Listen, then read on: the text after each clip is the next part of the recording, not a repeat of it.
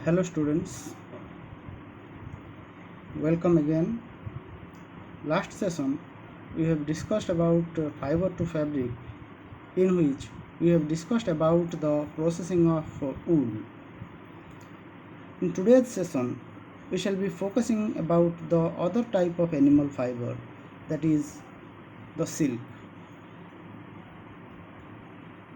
Today's session highlights will be what is silk, what is sericulture. Then we shall discuss about the life cycle of silk moth, then how the silk is produced and how we obtain the silk from the cocoon. So let us start with silk. Silk is an animal fiber. It is a fine, strong, soft and shining fiber produced by silkworms in making their cocoons. All of you might have seen cocoons. It is a capsule type structure which is used for the silkworm as its rearing place. So cocoons are something that covers or protects some insects while they grow. Silk is a naturally lustrous fiber. It is very shiny, it's lustrous. Silk does not conduct heat, so it is a good insulator. It keeps person warm in winter and cool in summer.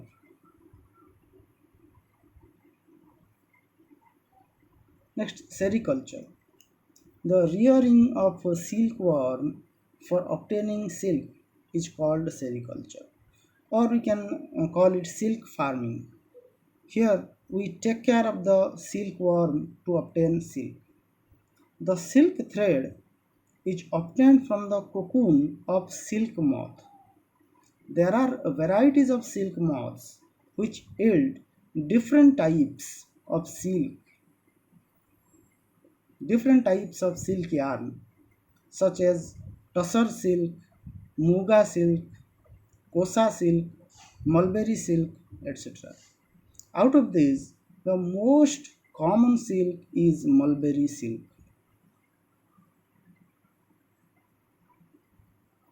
Now let us first discuss about the life cycle of a silk moth. There are four stages in the development of the silk moth: the egg, larva, pupa, and adult. In the stage 1, the female silk moth lays eggs on mulberry leaves. Mulberry is the name of a tree. So the female silk moth lays eggs on mulberry leaves. So egg is the first stage. The second stage, in the second stage, the eggs are hatched into very small larvae within a week. So it just takes about a week for the eggs to hatch and small larvae come out of it. These larvae are then fed mulberry leaves. The larvae eat mulberry leaves. The larva looks like a worm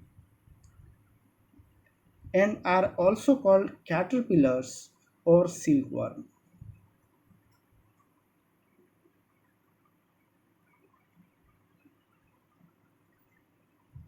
Now, by eating the mulberry leaves, the caterpillars grow in size, up to some little over 3 inches. And then the caterpillar is ready to enter into the next stage of his life, that is called pupa. An adult silkworm first waves a net to hold itself. Then it swings its head from side to side in the form of figure 8. So you can just move your finger in the air. You can move your finger to form the figure 8. So this is the pattern by which the pupa swings its head. Now during this swing movement of the head, the caterpillar secretes fiber made of a protein which hardens on exposure to air. So that protein which comes out of the mouth of the caterpillar is in the jelly form, but when it comes in contact with air, it hardens. Now this hardened protein which comes out of the mouth of the larva, this becomes silk fiber. Soon the caterpillar covers itself completely by the silk fiber, and this covering is known as a cocoon.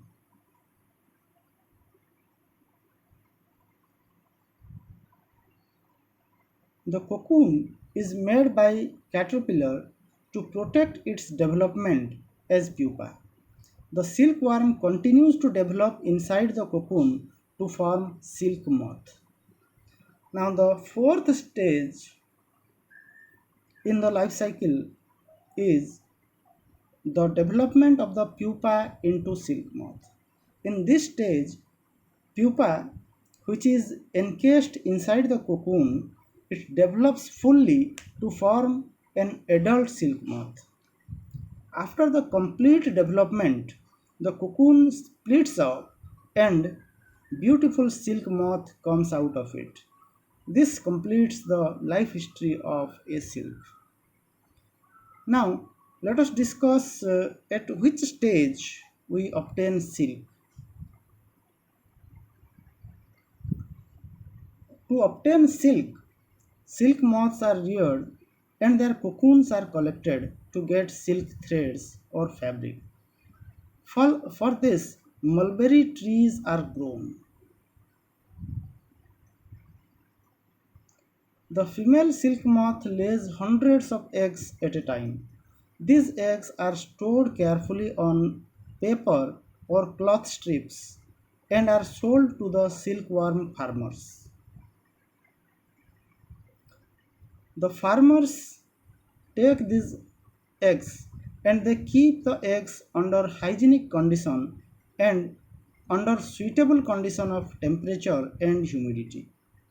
The eggs are then warmed to suitable temperature for hatching. The eggs hatch and silkworm or caterpillar comes out.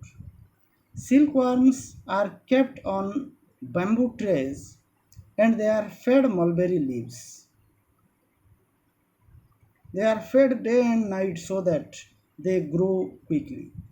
Now, after about 25 to 30 days, the silkworms stop eating and start spinning the cocoon.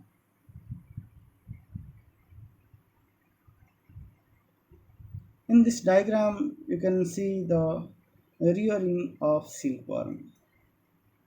In figure A, it shows a female silkworm, silk moth, with eggs. It lays its eggs on the mulberry leaves. Now, from the mulberry leaves, the eggs are collected, and as discussed now, they are reared and then they are fed with mulberry leaves, and cocoon is obtained.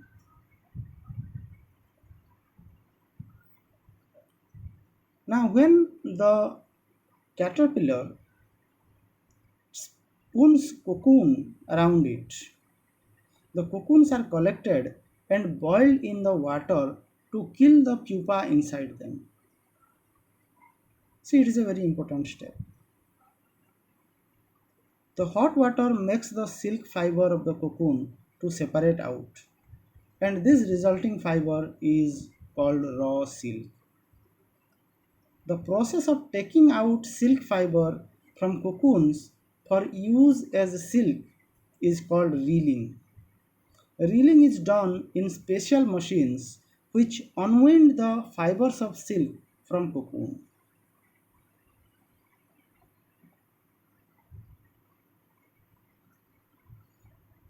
Now see here, there is a very important point you must keep in mind that for obtaining silk, we must be very watchful because when the caterpillar will grow inside the cocoon, and when it will become silk moth, then it will break the cocoon, and when the cocoon is broken by the silk moth, then the quality of the silk becomes less, it degrades, so you do not get good quality of wool. That's why we have to be very watchful. Before the caterpillar converts into silk moth, the cocoons are put into hot water and the caterpillar dies. Then only we get good quality of wool. But some cocoons, they are not put into hot water and they are kept for further production of silk moth, so that the life cycle of the silk moth continues. Now, converting silk into silk cloth. Silk fibers obtained from the cocoon are spun to form silk yarn, which is then woven in looms. We have already seen how does a loom look like in the earlier class. So it is woven in looms by the weavers to make silk cloth.